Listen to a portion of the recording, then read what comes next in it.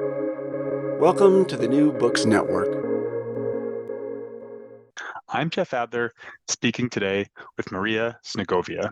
Maria is a senior fellow for Russia and Eurasia with the Europe, Russia, and Eurasia program at the Center for Strategic and International Studies and a postdoctoral fellow in Georgetown University's Walsh School of Foreign Service. Today, we are discussing Maria's new book, When Left Moves Right, The Decline of the Left and the Rise of the Populist Right in Post-Communist Europe. In her book, Maria argues that, contrary to the view that emphasizes the sociocultural aspects of the rise of the populist right, especially in post-communist Europe, the rise of the populist right is inextricably linked to the pro-market neoliberal reforms of the left after the fall of communism, which had the effect of disenfranchising working-class voters and providing a natural opportunity for the right to gain power. Maria, thanks for joining me today. Thanks a lot for having me, Jeff. All right. To get started, what is this book about and why did you write it? Yeah, well, first of all, I'm from the region myself, and full disclosure, back during my days in Russia, I used to work with Professor Yevgeny Yasin. I was his student. He is known in Russia as one of the main economists who participated in the reforms in Russia, for market reforms. And certainly I'm not in a position to the reforms, especially after what these types of imbalances, economic imbalances that existed in many post-Soviet, post-communist economies as a result of the Soviet and communist legacy. However, it was clear through my experiences in Russia in the 1990s, and as I shown the book, similar story, very similar experiences certainly concern many of the other countries in the region. The reforms were very painful. Nobody really loves those reforms, especially when we're talking about austerity, that is decreasing social spending, especially in the countries of this particular region, with a heavy legacy of state redistribution, paternalism, state dependency, and lack of familiarity with how market forces work. And effectively, as I argue, one way or another, in the post-communist context, the fact that major political parties, the mainstream parties, largely under pressure of international institutions, the IMF, the World Bank, the so-called Washington Consensus at the time, and the EU, the European Union conditionality, actually converged to implement these painful reforms, leaving the so-called reform losers, economically vulnerable people who are highly dependent on state redistribution. In my book, the main story concerns the working class, the blue collars, leaving them behind. And effectively, they opened up the space for populist right parties this way, because these groups essentially were left abandoned by mainstream parties. And it gets worse. In fact, like by tracing cases of, say, Hungary or Poland, you'll notice that every single time the parties that compete for the elections, they promise to these groups, to these electorates, that they will cater to their demands, that they will introduce social protection, increase social protection once they come to power.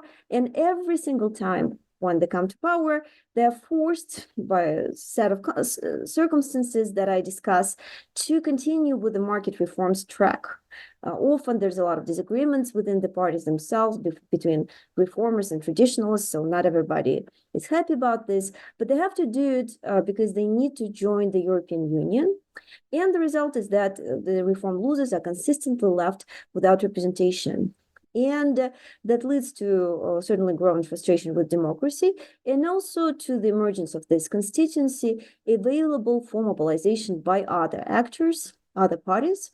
And that's exactly what happened after the reform process was over, once the accession to the European Union was secured among these countries, and I'm talking in particular about Hungary, Poland, Slovakia, and the Czech Republic. Instantly you see the emergence of the parties, primarily on the right, sometimes on the left, that essentially appeal to these groups, accuse the West, the so-called Brussels, the EU, and the corrupt and crony political establishment for not caring about the ordinary people's interests, and are able to increase their support by essentially incorporating these groups. So the story is ultimately about the importance of the political mainstream to understand that neglecting the interest of such large electorates is very important. And another contribution of the book is in that I also show how this dynamic is not unique to post-communist Europe. It actually is very similar in Western Europe as well. If anything, the Western Europe showed an example which influenced the behavior, the rebranding of many of the left parties in the post-communist region. And in both cases, this essentially inability to cater to the demand of their economically vulnerable groups led to the rise of the populist right, of the far right, the so-called process of proletarization of the far right, meaning the increasing representation of the working class among constituencies of this group. And the only major difference is the nature of the economies. In the mostly post-industrial economies of the Western Europe, we've seen that the working class shares have been shrinking. But in post-communist Europe, these are still very much industrial economies, which often actually even accepted many of the industrial businesses from the West. This is where the working class electorates constitute up to 60% of the population of the electorates. And so it may be not the greatest idea as a mainstream party to, consistently adopt the policies that alienate up to 60% of the population. That's one of the main takeaways. And hopefully many of the observers of these processes who have a tendency, to just accuse blue-collar groups of just being, by default xenophobic, uneducated, and that's why they are not voting for the right parties. Hopefully they will see that, while all of that may be true, there are other legitimate grievances that are sometimes increasing the support or extremist marginal parties and actors when many in the society feel that they're not being heard, not being represented by the political mainstream. Okay, so let's dig into all these points. So I think anyone, no matter where you're based, will be pretty familiar with this modern landscape. If you have a whole bunch of disenfranchised people, very often so-called working class or blue-collar people, or people in rural areas, often elderly people who traditionally you would have associated to support the left, are now on the side of the right. And there's this kind of uncanny tension between, on one hand, hey, these people are saying all the xenophobic, racist, very, nationalistic stuff. No one really wants to see that. On the other hand, these people don't have jobs. They don't have an easy path to happiness in life that they once did. So can you paint in broad strokes, what is that historical picture? Where were these people and what were these policies? Where were these people before these policies? What were these pro-market policies and where did they end up as a result? Yeah, absolutely. And I'll start from historical perspective. It's not the first time this happens. In the history of modern liberal democracy in the West, there is another period where we have seen a growth, sudden increase in the far-right parties, and I'm talking of 1930s. And what happened is very similar, actually. At the time, the combination of the financial crisis, the economic dislocation, the major changes which were undergone by the corresponding polities, economies, created a lot of groups, specifically among the economically more vulnerable electorates and working classes in particular, that did not feel like they were represented by political mainstream. And in turn, these groups essentially turned to far-right parties, often extremist parties, eventually contributing to the rise of fascism in interwar Europe. Very unpleasant period, but unfortunately, it does bear a lot of similarities to what we're observing today. Now, fast forward, after the Second World War, that experience contributed to some rebranding certain lessons learned on the side of the political establishment at the time, and led to a deliberate effort by mainstream parties, especially social democratic parties, to incorporate these groups, these working class electorates. The stability of the post-war Europe, maybe the best example of liberal democracy as we know it to date, is largely a result of product of that ability of the mainstream parties, mostly social democratic parties, to incorporate these groups that are otherwise prone to supporting the extremist parties, because let's face it, these groups are indeed more nativist, more extremist in their positions. Now, how did social democratic parties do that? Well, indeed, by promising to these groups more distribution and, in fact, delivering to that redistribution through the policies that cater directly to the working class electorates, not so good for economic growth, frankly, and also these policies of Keynesian policies that these parties espoused have led to, in their turn, to many bad things, including the great inflation. Indeed, if you spend all the time, inflation tends to grow. It is a problem. And then at the end, several things happened. By mid-80s, it became very clear that these policies are no longer sustainable. First of all, it was because of as I said, inflation was growing. Second, the Soviet Union, the communist system, was crumbling. It became increasingly clear that we're not going to build communism in the end, and something has to be changed. And last but not least, globalization also radically affected the ability of these parties to implement those policies, just because you need a fairly closed economy in order to be able to consistently increase spending. If you have an open economy, you have a lot of immigration, and especially if you export many of the working class jobs, this does not create this very stable environment for constantly increasing social protection. In result, social democrats in the West realized that they need to rebrand and adopted the so-called third way. Third way is literally the interim way between this full marketization and their earlier social democratic policies, which emphasize redistribution, spending, etc., etc. And this third way, essentially, it's shifting from equality to equity. You don't necessarily target the equality of outcomes, but you want to at least provide certain equal opportunities. They also started to emphasize balanced budgets, and that means less spending, more sustainable spending, and other things associated to usually right-wing policies. This was exactly the time when the communist Europe was also starting to transition and rebranding, and that's why many of them, my key stories in the book of the left parties of the ex-communist left parties of the post-communist region, they followed the same recipe, the same trajectory of the Western European counterparts. Often they just learned from, they participate in the same conferences, they were part of the same Social Democratic International and whatnot.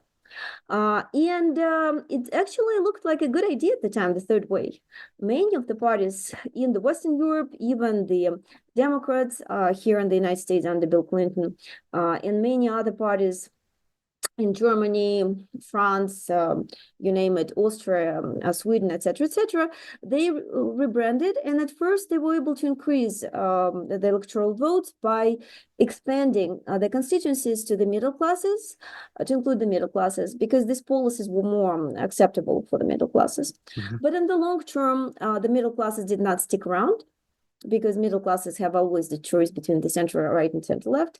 And the most consequential way, for our story, for our discussion here, the working classes abandoned these left parties because they did not feel they were being represented anymore with these new policies, with this rebranding. What we see consistently across many of those cases, although the parties may differ, is the first thing that happens after this rebranding is after several subsequent electoral cycles, working classes just de-align. They decide not to vote. It's like they don't see that the left is representing them. Can I pause you there? I really want to.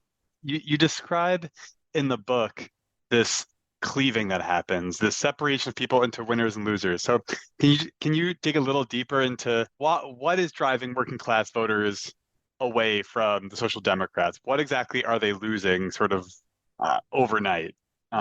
Absolutely. So they're losing social protection effectively. In many, specifically of the countries of my region that I focus on, they really needed the pensions, healthcare, permissive labor market policies, certain social protection, and they were used to these policies, the legacy of the communist times, right, where the state was actually quite protectionist, and there was a lot of social spending. And for those people, for those groups, those are the sort of policies, those payments are kind of important. Like for you, they say you and I, we can essentially maybe, make some decent money, go to see a doctor. For example, pay for the doctor visit. But for many of these groups, it's not an option. They just don't make enough money, and usually the pay is not always very stable. So they really do strongly depend on this availability of the free or maybe like discounted services that are offered. The labor market policies that, for example, protected the worker against the employer very often, and in many instances, especially important for the post-communist space where the longevity is lower, allowed redundant workers to leave the labor market legally, but also get certain the same social spending, especially at the time when many get fired. Because what happens at the time in the region is, because of the imbalances typical of the communist economies, many of the factories are just closed right away. They're not needed.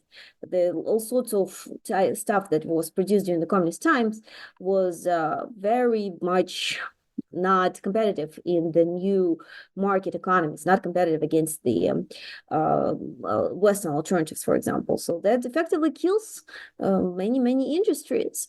And I've been to those regions. I've traveled around those areas in Hungary, the Hungarian Rust Belt. Honestly, if you go there, you kind of radicalize already just by stepping out of the car, just by looking around. So certainly those were the much needed. So it's already very painful. Imagine you had a stable job and you relied on that job. You're kind of used to the idea in the communist times that from the moment you start working, already, as my mom used to tell me, for example, she knew exactly how much she was going to make at the age of 55, when she was going to be retired, and how much she'll get in savings by that time. So like fast forward 35 years. That's how stable and predictable communist system was. All of that is now out of the window. All of your plans completely collapsing. And the last thing you could rely on, maybe certain social benefits, certain payments by the state, even the unemployment benefit, is also not being destroyed by the party that you voted into the office. As you can imagine, that's not great, not a great situation to be in. No, you're absolutely right. And I think you're painting that picture, because I think anyone, once hearing that sort of narrative, can understand why, despite all the kind of like ugliness of the right that we all know, why when your job is on the line, when you're being able to provide a decent life for you and your family on the line, you will vote for whoever is promising you a new way of life. So just to finish the picture, so we have this cleavage, these people lose the protection they had, and how does that eventually lead to the populist right takeover? Yeah, and that just quickly that actually in these societies, at least empirically, really nobody likes reforms. Nobody's happy about them.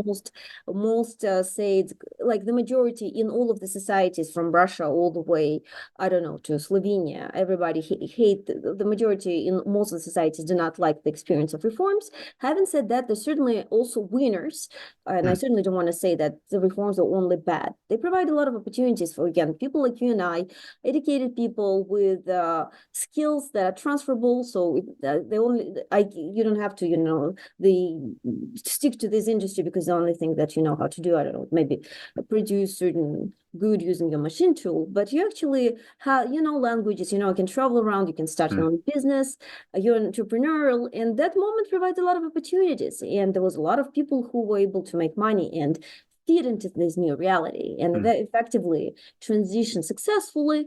Unfortunately, that was not the case for everybody. And the story is about those other groups, the left behinds, who felt very abandoned. They were also very optimistic about very naive about how quickly the reforms were going to just make them live suddenly in, I don't know, their own version of France or UK or even Italy. Yet the reforms keep accumulating in very many countries. Though the period of reforms would take from 15 to 20 years until they're finally over. So every new party kind of keep cutting down more and more on the social payments, social benefits, announcing a new round of austerity. And their own version of UK is nowhere to be found. In fact, they have no jobs, they have no future. All of their hopes are destroyed, and they feel really abandoned. Obviously, that contributes to a growing frustration. And that frustration peaks particularly, somewhat ironically and paradoxically, once those countries actually achieve somewhat of a desired goal of joining the European Union. Before the EU accession is granted, those countries are desperate to implement as many reforms as needed to get to that final goal. And there was many reasons why they wanted to join the EU as fast as possible. Many countries, by the way, still really, really want to do it in the Balkans today, for example. One of them is because the EU was associated to higher living standard. Another issue is security. Certainly joining the Western kind of world was seen as protecting themselves from Russia's possible revanchist ambitions, and correctly, as we see right now, given what's happening in Ukraine. But once the EU accession is finally achieved, in most instances by early to mid 2000s, it's clear that all this reform, all this effort, but this promised well-being is nowhere to be found just yet. And to add insult to injury, around that same time, the 2008 financial crisis hits. So the moment like everybody's relieved and they can breathe finally, the financial crisis hits. That means more austerity, often EU imposed. I'm talking especially about the case of Hungary, where this ends up being very consequential. And particularly ironic is the countries that are hit particularly hard by the financial crisis are those that actually pioneered these reforms more strongly. Hungary in particular, by liberalizing its economy, made itself very dependent on global markets in order to attract more foreign direct investment, but it also made it more vulnerable to the investment outflow when the crisis hit. And now it feels even very unbecoming in some ways. So all these promises that were made ended up making these countries more open and vulnerable to the shocks of the globalized economy. And this is the moment which is seen by many political entrepreneurs as a great moment to reinvent themselves, to adopt Eurosceptic rhetoric, to blame all these misfortunes on the corrupt political establishment that sold off the countries to the Brussels, quote unquote, and to appeal to the traditional values, to the true common people against these corrupt elites, and to promise them finally that there will be one person, one party that is really hearing them and is able to give them what they need. What they needed is jobs, often social spending, often certain maternity support and whatnot. And that's exactly when we see the populist right, the far right across the region adopting this rhetoric and growing in popularity, eventually get into power. Fidesz in Hungary, law and justice in the context of Poland, etc., etc., etc. Okay, that's a perfect transition. So now we've come to this modern moment that we're all so familiar with. Feels like every month a new country sees some far-right leader rise up. So a lot of the book is about how this populist rise is not about what is usually cited as the reason, that being what you call the socio-cultural dimension. I want to be clear that you are very clear that you're not denying that this dimension is related. You're not reducing everything to economics. You're very clear about that. However, if I may, you are making the argument that the social cultural dimension has been somewhat overstated relative to the economic dimension. So can you just unpack this kind of like this landscape of analyses we see? Yeah, well, first of all, let us ask ourselves, why suddenly, in very different contexts, do we see the emergence of so many people, groups that are allegedly racist and xenophobic, and also against very different groups? So in the United States, it will be, for example, the immigration, like American immigration. In the context of Europe, will be immigration from the Middle East. But in post-communist Europe, for example, Roma groups are often, they historically actually cohabited those lands for many, many centuries, suddenly are like on this recipient side of this sentiment. The question is, why all of a sudden? You can argue that, well, that's just increased immigration. It actually not necessarily true, because the absolute levels of anti-immigration sentiment or any other xenophobic, anti-Roma sentiment, they do not seem to correlate with the rise in success, electoral success of the populist parties, which is very important to note. So something else is clearly also happening there in this dynamic.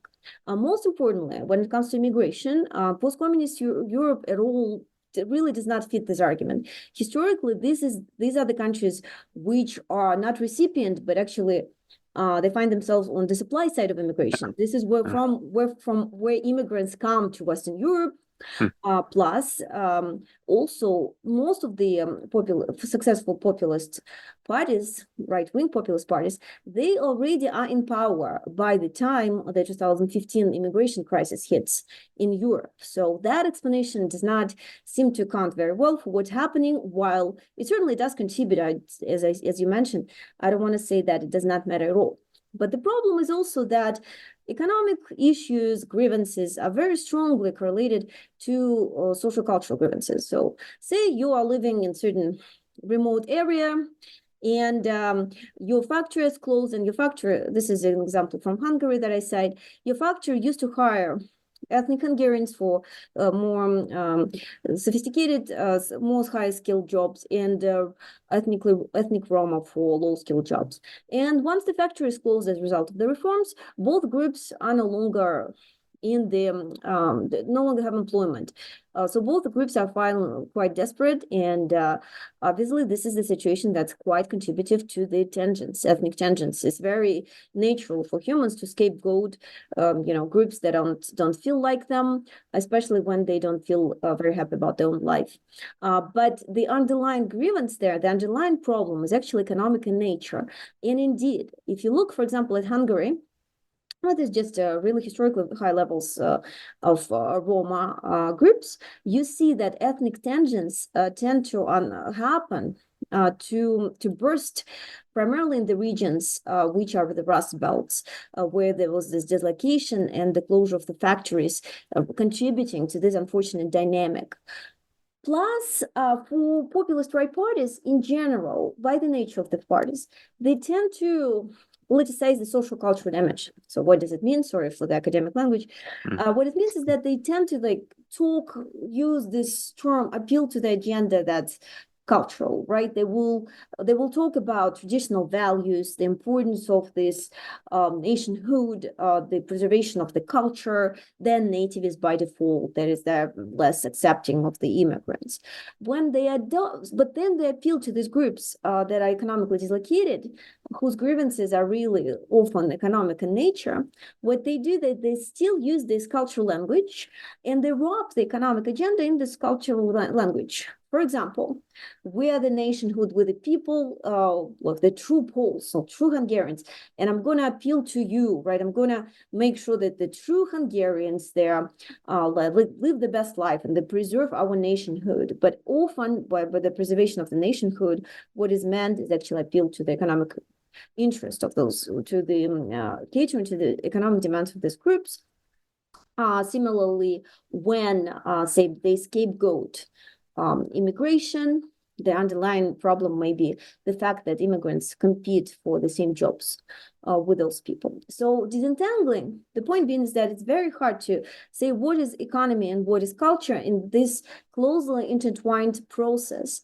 But the timing of the emergence of the populist right parties, the nature of the grievances of these groups, the fact that they suddenly shifted from the left, which is not the parties that are not usually adopting this anti-immigrant nativist agenda. They used to vote for the left, and suddenly they vote for the right, suggests that something else is at play.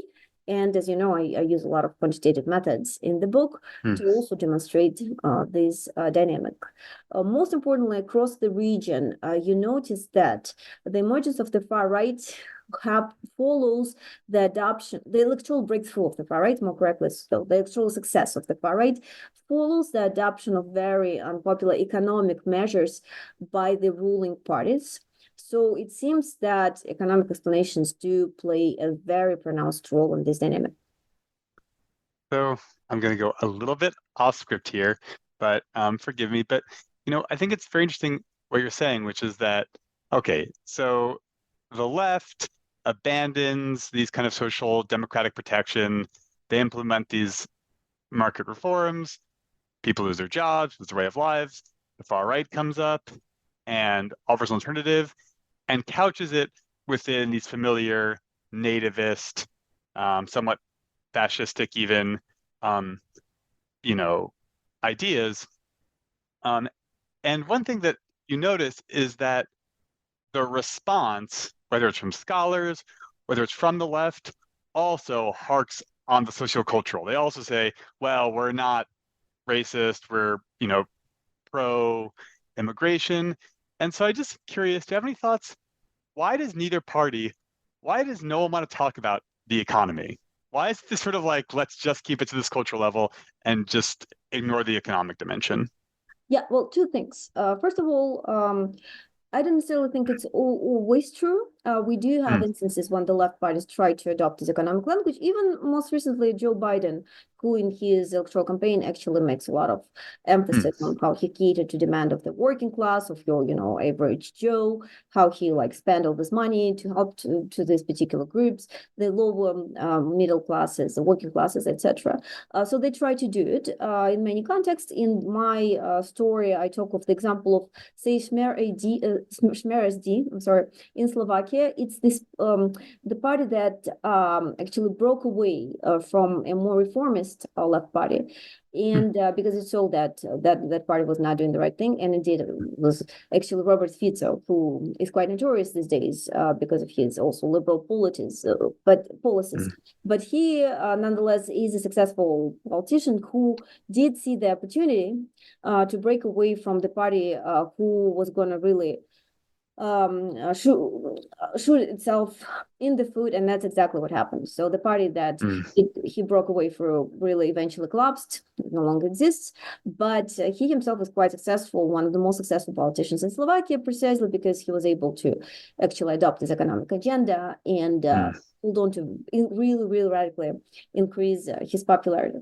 But you're also right that we actually see this dynamic happening and these policies, the language on the left side happening way less often than it should be, given how consequential and important it is. And my answer is twofold.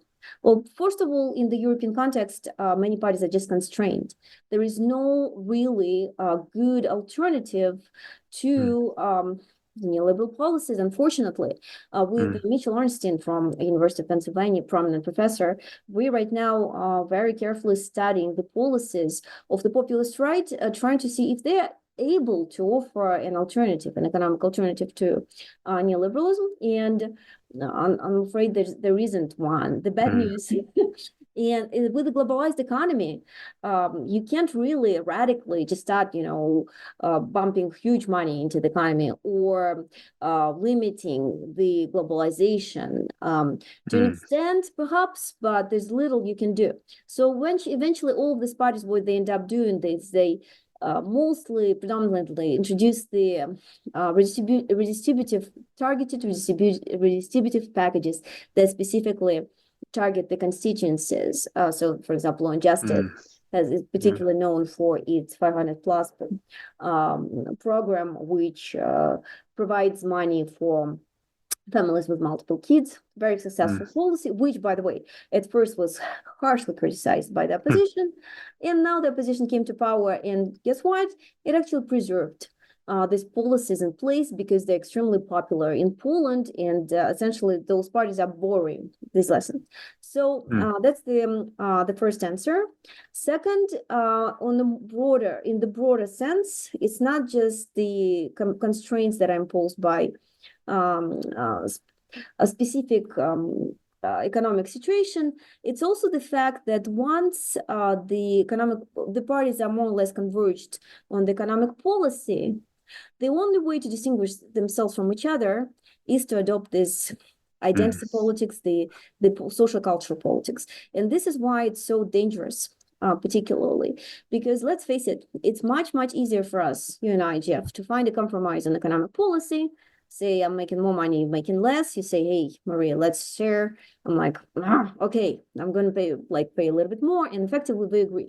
But if we disagree on identity politics, like I'm a woman, you're a man, it's going to be very hard for us to find a compromise. If say you don't like women or I don't like men, and that's exactly what has been so detrimental in the context of many of these policies, and this is why the rise of the populist right is so consequential. Is that this politicization of social culture dimension, which is the product of the convergence on the economic policy dimension, leads to huge polarization among the electorates of these parties. And obviously we observe that here in the United States as well, because it's much harder to find compromise on cultural issues. And this is why I think the book talks about the final conclusions. They're much more about the general dynamic of the liberal democracies rather than just post-communist context. We do want to be aware of this dynamic, which leads to extreme polarization and potentially a lot of bad things, and could have been much easier resolved if we switch back to the economic issues, which are often the real reason why we fight. Right. So then if we focus then on how, so you have underlying economic issues, but then the right sort of creates this focus on identity politics. The two parties then can't compromise. You do, however, give a few very interesting cases where the two sides act quite differently, where there's not this sort of parallel between them. One of them I found very intriguing was how corruption scandals apparently sort of play some role in explaining the fall of certain left parties in certain instances, but don't hurt the right. So what exactly is going on there? Yeah, well, first of all, corruption is like number one issue in most of the absolute majority of post-communist elections. If there's one thing that distinguishes this region, right, radically distinguishes this region from, say, Western Europe, it's certainly how salient corruption is. Like literally, every single election is about corruption. Everybody is accusing each other of corruption, and often for a good reason. But as you said, the problem is that somehow it's very consequential for mainstream parties, especially the mainstream left. Populist right, however, take Fidesz in Hungary, take Law and Justice. They've been accused of corruption so many times, but maybe at least in the context of Fidesz, Orban, or constant scandals, do not seem to be so consequential for him. He's been in power for, at this point, since 2010, for 14 years. So why is this happening? So my theory, this is though untested, so it will be really interesting to continue this on a more, do some study about this quantitatively. But my theory is the corruption scandals are much more painful for the parties when they're combined with unpopular economic reforms. And I actually track this. It's much easier to track in the Poland for a variety of methodological reasons, but also Hungary, where indeed the corruption scandals were extremely consequential for mainstream left parties, but only when they followed already highly unpopular austerity reforms. In Hungary, for example, there was this huge scandal associated to the leak of the prime minister's speech, who said, "We lied to our people day and night," by the way. not a great idea for a politician to say that, even if it's off record. So he actually mentioned the fact that they promised a lot of distribution to the people, but instead they had to switch to reforms and austerity again. So he was referring to the topic that is the issue of our conversation. But by the time the speech was leaked, and that led to complete, like, really a riot in Budapest. They even actually, there was a tank exposed following the Soviet occupation of Hungary. So the protesters actually took the tank, turned it on, and actually rode it across Budapest. Sounds like a fun idea for a protest. But yeah, and certainly it seals the deal for the ruling center-left party. But one thing that's often forgotten, that the speech is leaked after the rating of the party has been declining for 2 months, and the reason why it's been declining and declining very, very sharply is actually the austerity that they started implementing. So in view of the people, you can tell. So these people promising us one thing, once they're in power, they like take a U-turn, and they start implementing completely opposite policies, extremely painful. They lie to us again, and then it also turns out they're also stealing, or there's something saying something bad off record. Like, who are these people and why are they in power? So you can see how that is extremely detrimental. While, say in the Russian context, which is very familiar to me, if everything is fine, there's a lot of spending, and you hear about certain corruption scandal, the usual saying is that, yeah, well, sure, he steals, well, then who isn't, right? So what? Tell me something else that's new. And I imagine in the context of a party that's implementing popular policies, the thinking will be, yeah, sure, there's corruption, tell me something else is new. So corruption is conditional. The effectiveness of corruption accusations, how consequential they are, it's conditional on the context. It's funny. It's so hard for me not to bring this to an American perspective, but what you're saying, the Russian sort of idea you said of, yeah, he steals, but who doesn't? It reminds me so much very often when spoken to, extended family members, just random people who sort of support Donald Trump but sort of see him for the liar that he is. They say, yeah, he's a scummy guy, but he doesn't pretend to not be. Whereas the Democrats, they act like they're these sort of moral arbiters, but in fact are just as corrupt as Trump. So precisely. So there's this element there too as well, for sure. And I just want to flag for our audiences that certainly the Trump's case is very, very fitting to the story. As long as he's saying and doing and relates to his target audience, his target voters, it doesn't really matter what he does, even if he really, what he says, no matter how many criminal charges there are against him, none of that matters because he's our guy. Quote unquote. Exactly. So I do want to make sure. So you've kind of here and there touched on some of the case studies in Czech Republic, Slovakia, Poland, Hungary. I want to make sure that you lay out how these 4 countries, just 2 on each side, how crucial these case studies are to making your core argument that you need to appeal the economic dimension, because it's a sort of a very beautiful scientific sort of A/B test of like, if these 4 countries, they have, lots of similarities, but they have 1 or 2 crucial differences, and that explains why the far right does or does not rise up. So you can just paint that sort of core argumentation for us. These 4 countries, they're different enough with different culture and language, but they're also similar enough, which is great for my purposes, because with, I can plausibly assume that they have enough parallels with each other to allow for meaningful comparisons. So Hungary and Poland are the 2 countries that fit the main story. These are the countries where the center-left parties are the rebranded ex-communist parties, which were desperate to also, by the way, reject the tainted communist past, and in many instances became, to quote one of my interviewees, holier than the Pope in adoption of those pro-market reforms, because they were desperate to showcase that they have nothing to do with that horrible communist experience.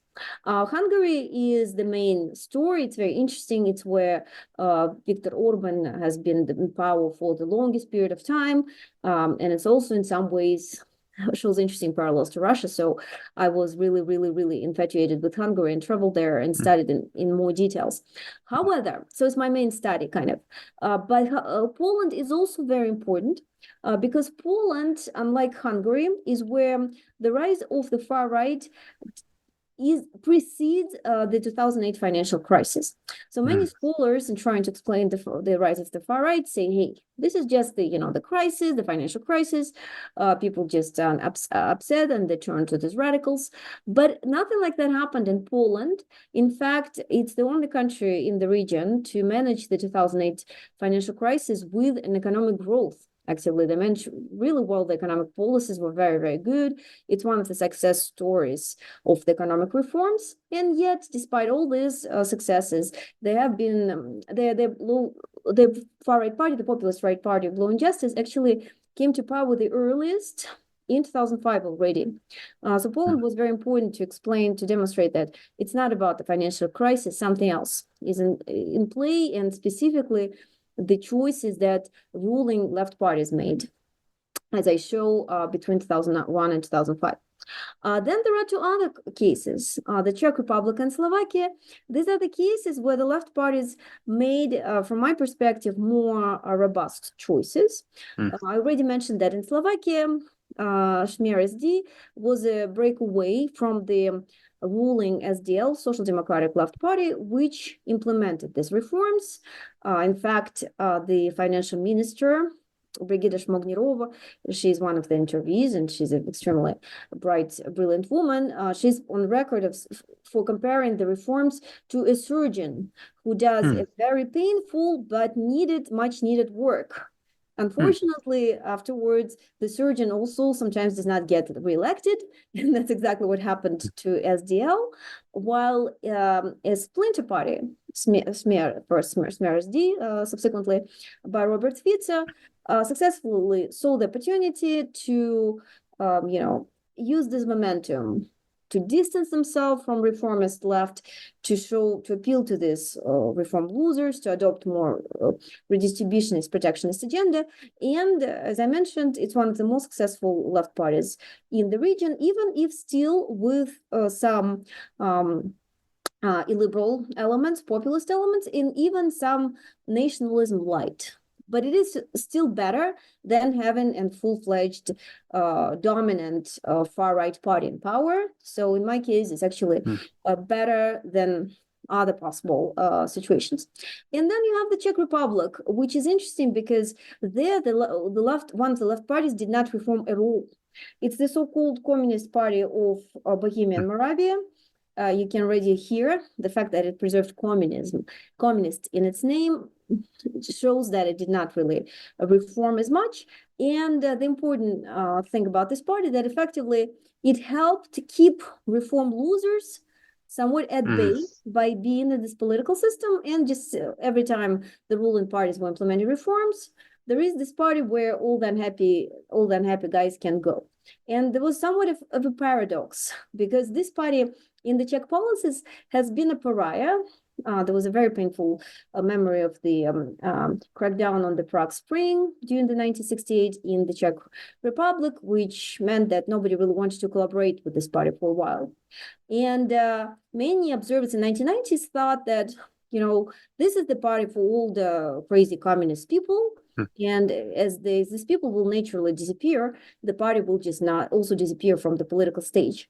Instead, the opposite happened. First of all, the party survived and was fairly electorally successful. And second, because its pariah status actually helped it to preserve this plausible, credible claim that, hey, we have nothing to do with these reforms. That's because nobody wants to collaborate with us. We never participated in any of those reforms. And so we're against that. And if you want something else, if you want an alternative, vote for us. So that's somewhat of an ironic, paradoxical thing about democracy, that often many unintended consequences happen. As I argue for a while, presence of this Czech Communist Party of Bohemia and Moravia helped keep reform losers at bay and curtail the rise of the populist right. But then, of course, it's social systems, so everything gets messed up. Even no matter how beautiful my theory, the 2015 crisis hits, and it actually contributes to the rise of the populist right parties in the Czech Republic as well. Still, however, it's nowhere near as bad as what we've seen, for example, in the case of Hungary. Got it. Okay. So I think that paints a very nice picture how despite the financial crisis being uniform, despite every country having some form of a response to communism, the ones with more aggressive market reforms are the ones, even if they have strong growth, like you said in the case of Poland, the ones who create losers are the ones who see populist right takeovers. So now that we sort of covered that case, I want to move to another topic that you or connect to another topic you talk about quite a bit in the book, which is how unique or not unique this case study of Eastern Europe and sort of post-communist Europe is to the rest of Europe. And, I think even larger than that, just this global rise of populist party leaders. So in what ways can we look at this kind of perfect little case study and say, well, that's just these four countries. It's just, they have this particular, they were all part of the Soviet Union. There's a very particular, yeah, exactly. Whereas how much is this the story of the world right now, or at least of Western Europe? Exactly. And why do we even record this podcast, right? Yeah, exactly. Or that, yes. So precisely, there's a lot of so first of all, my main kind of bias as a comparativist political scientist is to demonstrate that in many instances, what we think we believe to be unique and special to one particular country actually can be more successfully explained by comparisons. And the great thing about comparisons is that they actually help one to find possible solutions to certain trends, right? If you're very special and unique, but you're also kind of screwed, then it's actually not the best place to be in. But if you see that there's some dynamic, as you can see, say in the analysis of these four country cases, that show enough parallels, but also enough differences, you may try to find the health there, maybe a case and learn from it to apply certain takeaways, certain policy prescriptions in other contexts as well. And so certainly there's a lot of things that are extremely unique and special for in the context of post-communist Europe. It's a historically highly vulnerable state, extremely culturally, religiously, ethnically, geographically diverse. And it also obviously carries a lot of the burden of this communist past, which contributed to this legacy of state dependency. There's a lot of studies showing that until now, this larger share of these societies actually expects the state to curdle to their demands, right?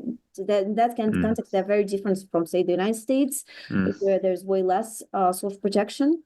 It also unfortunately contributed to sharper divides between winners and losers when the reforms were implemented, just because people had very different expectations as to the role of the state. And also because the reforms were so sharp. As I mentioned, these countries were desperate to reform, and the studies, some of the studies also show that Central Europe went way further than many countries in Western Europe in reforming, in adopting many of these pro-market neoliberal reforms. Plus, as I mentioned also, these are still largely industrial economies, and that means they just have by default larger shares of those electorates, working class electorates, that are much more susceptible to these reforms. And therefore, some reforms that are maybe less politically consequential in the US or Western Europe, they end up being extremely politically consequential in post-communist Europe. And last but not the least, these are very novel democracies. People really have few expectations. They don't understand what democracy is often. They don't know what to expect. There are less well-shaped partisan attachments. These are less institutionalized polities. That means they're much more volatile, vulnerable, and it's much easier for a large chunk of electorate to shift from one party to another when they're displeased. In fact, there's some studies that have shown that in the first decades, these countries often experimented with one party after another, just randomly voting The guys that did not like out and trying the other one. It's like a girl who tries different dresses, to see which one she likes better. But having said that, there is certainly, and this is the main takeaway from the book, a lot of parallels between these trends, not just in Europe, Western and Eastern Europe, but also obviously the United States, Latin America, and elsewhere. Frankly, anywhere where pro-market neoliberal reforms are implemented, we see more or less the same dynamic. That is, these reforms are highly unpopular among economically vulnerable groups, and they open up opportunities for populists. Where, on which side of the political spectrum a populist leader, actor, party will emerge, that is sort of context specific. In Eastern Europe, like everybody dislikes communists for obvious reasons, so it's easier to emerge in the right because you don't want to be the lefty, right? Because the left is a bad thing by default. But in Latin America, the opposite is the case. These are the countries where they actually a lot of bad experience with right-wing dictatorships, juntas in the 20th century. So there, after similar implementation of Washington Consensus reforms, we've seen the spread of left populist parties just because it's easier, again, to appeal from the left. In Western Europe, kind of varies. In South Europe, for example, it's mostly on the left. France, Germany, more on the right. It kind of depends. But more or less the same dynamic all the time.